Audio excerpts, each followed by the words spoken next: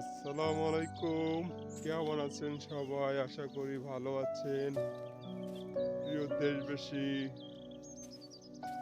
ও প্রবাসী ভাই ও বোনেরা, আপনারা আমার সালাম নেবেন।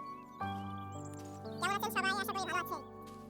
আমি অনেকদিন পর গেছিলাম সাইডে কাজে। আপনারা দেখতেছেন আমার মাথায় কি বোঝা।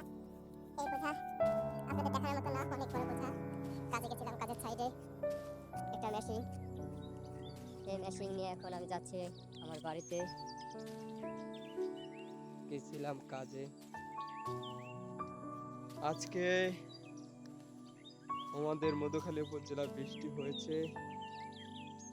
এই বৃষ্টিতে অনেক ফসল মরার পর থেকে ফিরে এসেছে। অনেক মরিচ গাছ মৃত বলে ঘোষণা হয়েছিল। আল্লাহ তাআলার অবদানে, আল্লাহ তাআলার কুদরতি বৃষ্টি এসে মরিচ গাছটি বাঁচিয়ে দিল। তার জন্য আলহামদুলিল্লাহ।